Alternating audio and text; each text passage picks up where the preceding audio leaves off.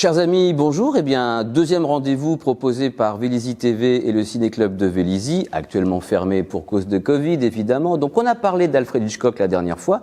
Cette fois-ci, on va parler d'un autre grand metteur en scène mondialement connu et l'un des plus grands, certainement, créateurs du 7e art, c'est monsieur Stanley Kubrick. You little scumbag! I got your name! I got your ass! You will not laugh! You will not cry! You know how we've always talked about the possibility of something going wrong with the bomb.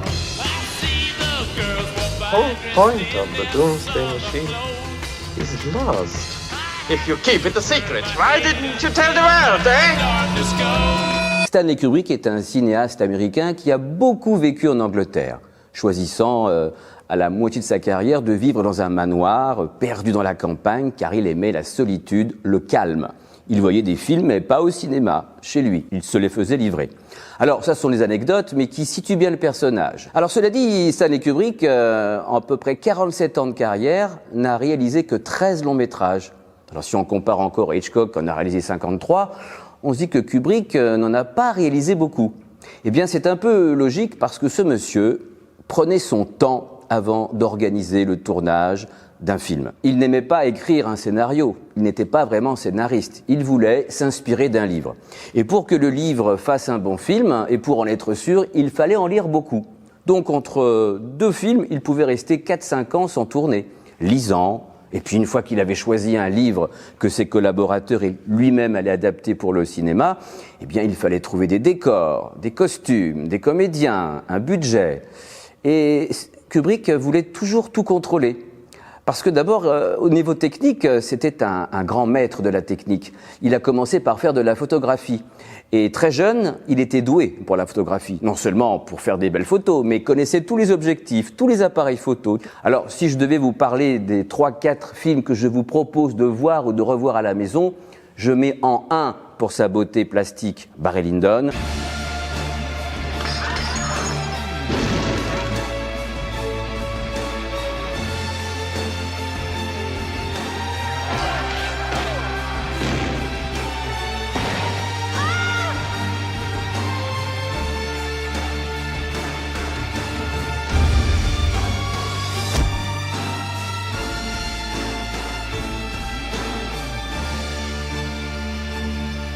Je ne sais pas si vous le saviez, mais c'est le seul film à costume où l'éclairage en intérieur est entièrement naturel. L'éclairage en intérieur, au XVIIe siècle, c'est la bougie. Dans beaucoup de films historiques, on voit des bougies, mais l'éclairage m'a l'air assez parfait, voire même très moche, parce que ce n'est pas un éclairage à la bougie. Kubrick est le premier à avoir voulu, coûte que ces scènes de nuit éclairées à la bougie soient seulement éclairées à la bougie. Et pour ce faire, eh bien, il était technicien. Il était passionné par toutes les possibilités de son époque et il a réussi, par des collaborateurs de la NASA, d'obtenir une pellicule ultra sensible qui pouvait enregistrer des scènes uniquement éclairées à la bougie. Je mets en 2 pour son aspect incroyable pour les années 70, qui n'a pratiquement pas perdu, qui n'a pas pris une ride, c'est Orange Mécanique.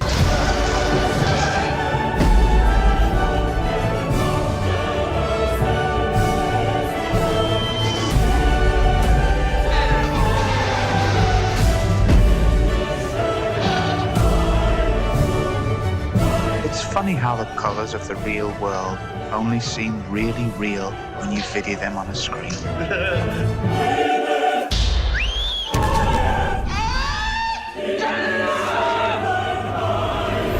Âme sensible, s'abstenir parfois.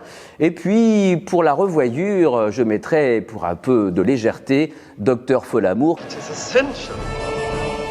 Dimitri, there's no point in you getting hysterical at a moment like this.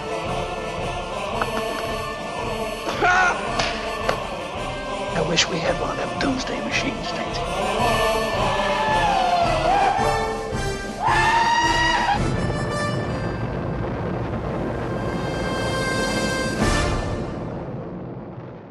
Et le grand regret qu'on peut avoir à propos de Kubrick, eh bien, c'est qu'il n'ait pas réalisé autant de films que prévu. Son Napoléon ne sera jamais réalisé. Par contre, un projet qu'il avait à cœur a été réalisé par son ami Spielberg. C'est le fameux AI. qui a été bien sûr réalisé par Spielberg, dont nous parlerons la prochaine fois. En attendant, revoyez du Kubrick, ça ne fait pas de mal, c'est que du bonheur du 7e art. Merci, à très bientôt.